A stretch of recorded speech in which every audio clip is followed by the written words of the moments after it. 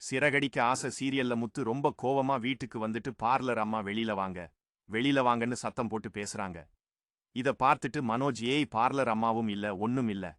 எதுக்குடா இப்ப தேவையில்லாம இப்ப ரோகிணி கூப்பிட்டுட்டு இருக்க அப்படின்னு சொல்லி கேக்குறாங்க.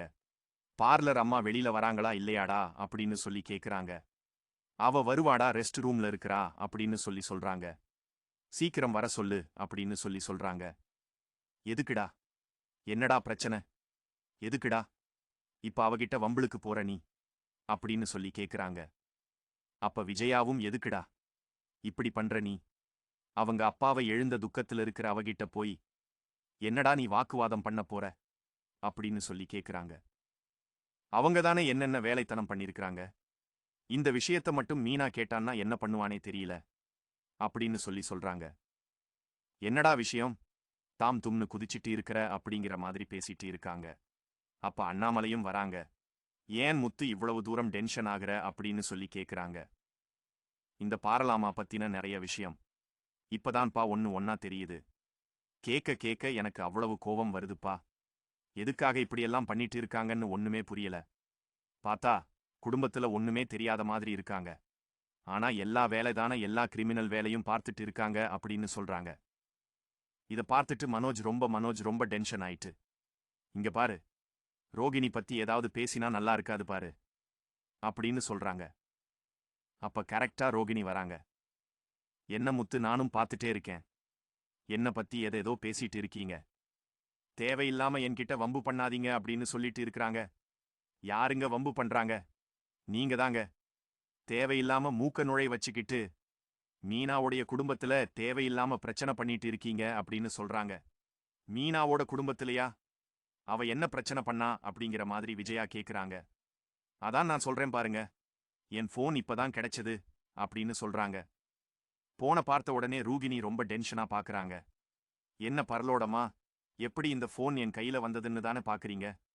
எல்லாம் உங்க பிரண்ட் கிட்ட இருந்துதான் எனக்கு கிடைச்சது அப்படின்னு சொல்றாங்க. வித்யா கிட்டயா அப்படின்னு கேக்குறாங்க. கரெக்டா சொல்றீங்களே. உங்க பிரண்டுன்னு சொன்ன உடனே பரவாயில்லையே அப்படின்னு சொல்றாங்க. பின்ன எனக்கு இருக்கிறது ஒரே பிரண்டு தானே அப்படின்னு சொல்லிட்டு இருக்கிறாங்க. அப்ப மனோஜ் கேக்குறாங்க. என்ன ரோகிணி இது அவகிட்ட எப்படி முத்துவுடைய போன் போச்சு? அவன்தான் போன் காணலாம்னு சொல்லி தேடிட்டு இருந்தான். அந்த போன்ல எவ்வளவு பெரிய பிரச்சனை வந்துச்சு.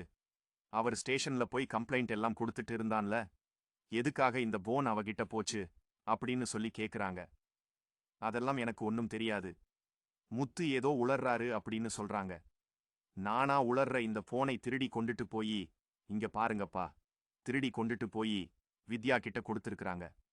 அது மட்டும் இல்ல, இந்த போனை திருடுனதுக்கான முழு நோக்கமே அதுல இருக்கிற வீடியோவை எடுத்து மீனாவுடைய தம்பியை வாழ்க்கைய ஸ்பாயில் பண்றதுக்கு தான் அப்படின்னு சொல்றாங்க. மீனாவுடைய தம்பி வாழ்க்கையை இவங்க எதுக்கு எடுக்கணும் அப்படிங்கிற மாதிரி விஜயா கேக்குறாங்க. ஒன்னும் தெரியாத மாதிரி சொல்லாதீங்க. அதான் வீட்டுக்கு யாருக்குமே தெரியாம அதான் மனோஜ் உனக்கு கூட தெரியாது. இல்ல சிட்டி கிட்ட அவங்க கடன் வாங்கினது.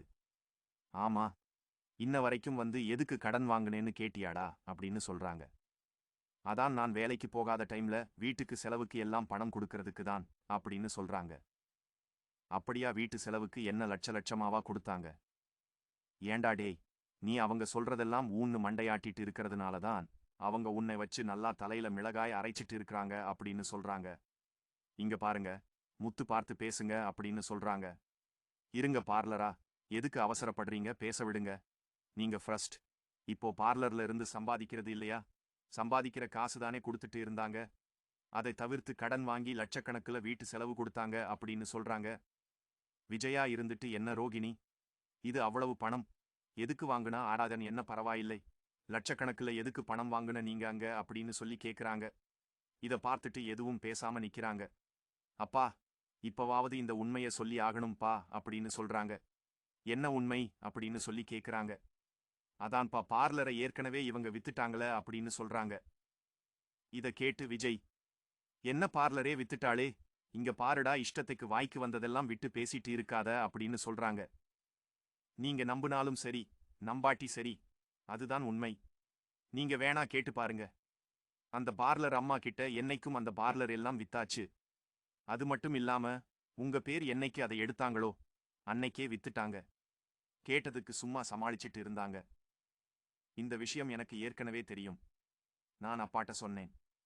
அப்பா, அதான் எதுவரைக்கும் போகுதுன்னு பார்ப்போம். பார்லர் அம்மாவே என்ன சொல்லுதுன்னு பார்க்கலாம்னு சொல்லி வெயிட் பண்ணோம். இப்ப வரைக்கும் அது வாய் திறக்கவே இல்ல பாருங்க. அந்த வித்த காசு என்ன பண்ணுச்சுன்னு சொல்லி கேளுடா. நீயே அது மாதிரி வீட் செலவு கொடுத்தாங்க. அத்தனை லட்சமா அத்தகா? நாங்க நீங்க 2 பேரும் சாப்பிட்டுட்டு இருக்கீங்க. ஏன் மீனா, நீ சாப்பாடு செஞ்சு போட்டு இருக்கீங்க? அவ்வளவு லட்சத்தளத்துல என்ன தங்கத்தையும் புஷ்பத்தையுமா கொடுத்துட்டு இருக்கிற அப்படின்னு சொல்லி கேக்குறாங்க. இத பார்த்துட்டு, என்ன மனோஜ், என்ன மனோஜ், தேவையில்லாம வந்து அவர் பேசிட்டு இருக்கிறாரு. நீயே பேச விட்டு வேடிக்கை பார்த்துட்டு இருக்க அப்படின்னு சொல்றாங்க. இல்ல முத்து பேசுறதுலயும் தப்பு இல்லையே, அத்தனை பணத்தை என்ன பண்ண, எதுக்கு நீ பார்லரை வித்த அப்படிங்கிறாங்க. அப்ப விஜய் ரொம்ப டென்ஷன் ஆகி, என்ன ரோகிணி, இது நீ எவ்வளவு கஷ்டப்பட்டு அந்த பார்லர் வந்து நீ உன் பேர்ல வாங்கணுங்கிறதுக்காக வீட்டு பத்திரத்துல வச்சு கொடுத்த, கடைசியில பார்த்தா நீ வித்திருக்க. அத கூட என்கிட்ட ஒரு வார்த்தை கூட சொல்லல. எத்தனை விஷயத்தை இப்படி நீ மறைச்சிட்டே இருக்கிற அப்படின்னு சொல்லி சொல்றாங்க. உங்க பஞ்சாயத்துல நீங்க அப்புறம் வச்சுக்கோங்க. ஏய் மீனா, நீயே கேளு. உன் தம்பியோட வீடியோவை ரிலீஸ் பண்ணது இந்த அம்மா தான் போன் எடுத்து சிட்டி கிட்ட கொடுத்திருக்காங்க. சிட்டி மூலமா தான் இந்த வீடியோ ரிலீஸ் ஆயிருக்குது. எதுக்கு எடுத்துட்டு போனா நீயே கேளு அப்படின்னு சொல்லி கேக்குறாங்க. என்னங்க, நாங்க உங்களுக்கு அவ்வளவு இது பண்ணணும், நீங்க எதுக்குங்க இப்ப என் தம்பியோட வாழ்க்கையில இப்ப நீங்க குறுக்காடி விளையாண்டுட்டு இருக்கீங்க? அன்னைக்கு இவரு மட்டும் ஹெல்ப் பண்ணாம இருந்தா, அத்த மட்டும் கேஸ் வாபஸ் வாங்காம இருந்தா, பின்னாடி என் தம்பியுடைய வாழ்க்கையே பெரிய கேள்விக்குறியா இருக்கும். எங்க அப்பா போனதுக்கு அப்புறம் என் தம்பியை தான் எங்க குடும்பமே நம்பி இருக்காங்க. எதுக்கு இப்படி பண்றீங்க? நாங்க அப்படி என்ன துரோகம் பண்ணிட்டோம் உங்ககிட்ட அப்படிங்கிற மாதிரி கேக்குறாங்க. அதெல்லாம் ஒண்ணும் இல்ல மீனா அப்படிங்கிற மாதிரி ரோகிணி சொல்லி சமாளிக்கிறாங்க. இங்க பாருங்க, நீங்க எதை வேணா சொல்லுங்க, ஆனா இதை என்னால ஏத்துக்கவே முடியாது. எனக்கு இப்ப காரணம் தெரிஞ்சே ஆகணும் அப்படின்னு சொல்றாங்க. இரு மீனா, டென்ஷன் ஆகாத, நான் சொல்றேன். சிட்டி கிட்ட இவங்க அடிக்கடி பணம் கடன் வாங்கி இருக்கிறாங்க. சிட்டி ஏதோ வந்து இவங்களுக்கு ஆக வேண்டிய காரியத்துக்காக அந்த போனை வந்து எடுத்துட்டு வந்து கொடுக்கணும்னு சொல்ல, இவங்களும் வந்து அந்த போனை கொண்டு போய் எடுத்து கொடுத்திருக்கிறாங்க.